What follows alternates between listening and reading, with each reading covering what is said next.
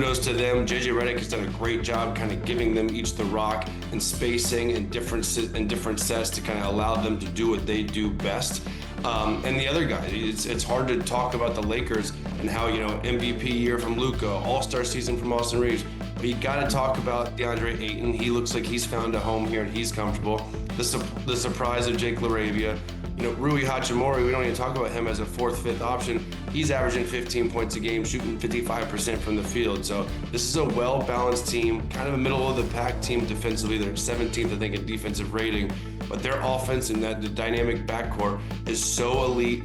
They're really, really good at getting to the free throw line and making you defend without fouling. They slow the game down. They get downhill. And those two guards, it's hard to find another better scoring backcourt in the NBA than Luka and Austin Reeves right now. Yeah, I agree. Listen, I agree with you, Chandler. I think they're still right there in the mix with the Denvers of the world, with the Houstons of the world. The only separation I would see from them and Denver and being a solidified second-place team in the West, they just got to figure out what they're going to do with the bench, right? Like LaRavia he's emerged as a guy that they can play, but their last game, he's scoreless, right? And so you got to find that consistency coming off the bench, especially in the postseason, especially late in the season when when your team is so top-heavy, you got to be able to go to the bench and withstand 6 to 7 minutes with your star players being off the bench. Who's going to be that guy for the Lakers? Looks like it's going to be LaRavia, but they got to get more out of him, and he got to be consistent. Then when I look over to Denver, I see Valanciunas, who's a guy that can hold it down. I see a Bruce Brown that knows his job and knows his position. Tim Hardaway Jr. can shoot the hell out of the basketball and can go off in bunches and score the basketball. That's the separation that I see from Denver and the Lakers as far as any teams that can compete with OKC in the West. But I like what the Lakers are doing. I like how Luka's playing. I obviously think Austin Reeves is going to be an all-star this year. LeBron as a facilitator makes them dangerous. He's not pressing at all on the offensive end. He's picking his spots to be aggressive and to go downhill and put pressure on the rim. So I like the Lakers a lot. I think they're still going to stay in that top 3 to 4 spot, but I don't know if that bench is going to give them what they need to withstand to be in the second place the year. I agree with both guys. I think this Lakers team has, really surprised everybody early on in the season with how hot they have started. Obviously, that's credit to Luka and AR with the hot starts they've had to this season. I think, and I couldn't agree less with both guys. I think they're a middle of the pack team. I think they've shown that they are in the hunt to be a team to compete this season. But it's two glaring things, and it's two things that both of the guys said earlier. It's their defense, which is, I believe you said 17th, and also their bench.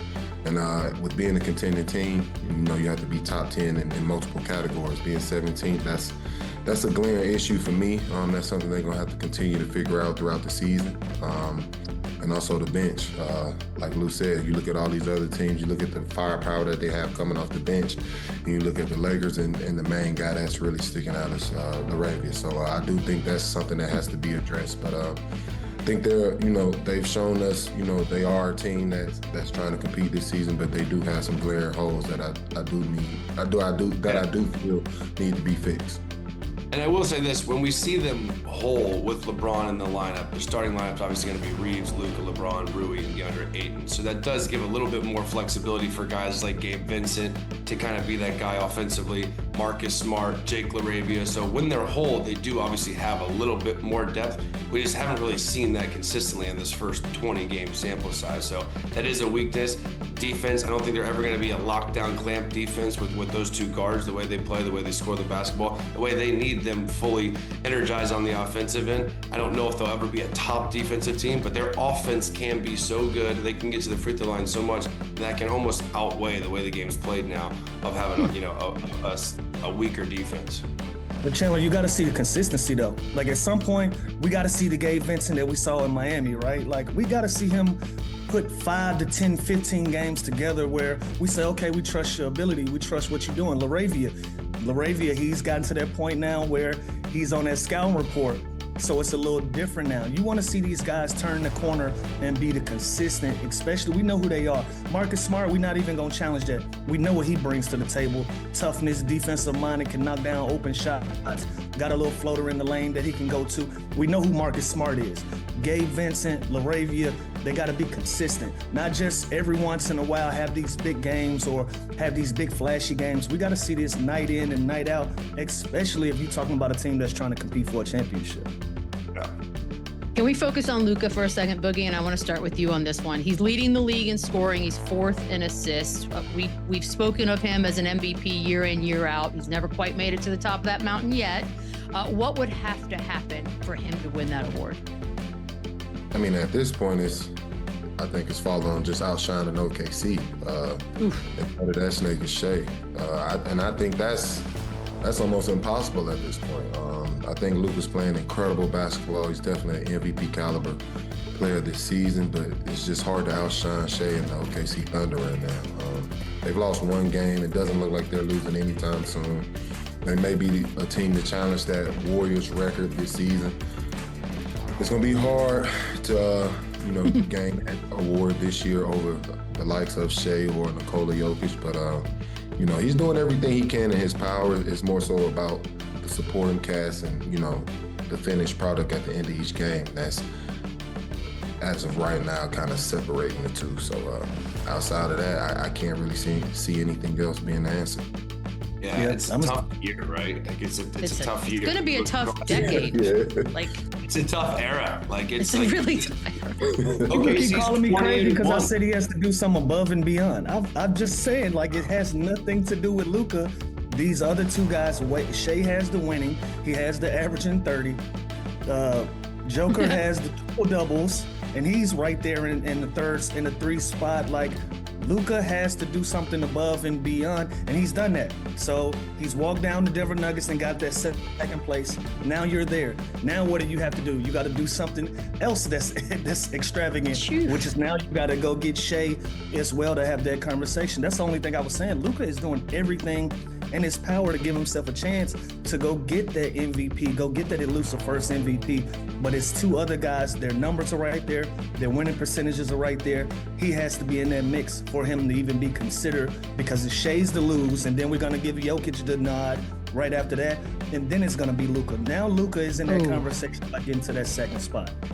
Yeah, it's like if you blindfold us, or if you just take all the teams, the records, everything away, and see all these stats of these 3 guys, and even throw Giannis in there, really, you wouldn't know which way to go, honestly, if you looked at every single stat. It's the difference maker is OKC is 20-1, and they're on pace for a historic season. And if they win 70+ games, it really doesn't matter what the other 2 guys do, because they're going to put up crazy numbers. They're going to win 50+ games. They're going to be on home court advantage teams. It just doesn't matter when you're going up against what OKC is going to provide us this year. So as good as Jokic has been, as good as Giannis has been, Luka, you ask what he needs. It sounds horrible to say, he needs an injury from both of those guys to get it, because they're going to consistently. Oh, no, don't do that. Don't do that. I know, and again, I hate to even put it out there. Candle. That's the only way I see this trajectory changing, because those guys are too good and their teams are too good, and they're going to probably win more games than the Lakers. Like, what else can Luka do? Nothing. I feel like, you know what it feels like? It feels like Josh Allen never really getting over the top because Patrick Mahomes was at the same time. Like, I feel like he may never get one just because the era is so damn tough. But the good news is he's got Austin Reeves. This little power duo we got going on here, Lou. Who'd have thunk it? Who'd have seen these 2 guys come in? Maybe half, yes. And we know Austin Reeves can do great things, but together, combined 64 points a game this season is what they're averaging. Name a better duo right now. You really can. You gotta give them credit. You really can. You look around the league, a lot of teams have duos and they have trios, but this team needs these guys to be who they are for them to even be in the position that they're in. OKC, they've shown it. Without Jalen Williams, we're still gonna roll. We still gonna keep moving. And you look at some of these other teams, they can miss a guy and they can still keep rolling. The Lakers can't afford it. They need Austin Reeves. They need Luka to be the guys who they are. And shine a light on Austin Reeves, man. Listen, bona fide all-star. I don't care who his teammates are. I don't care who he's lined up against.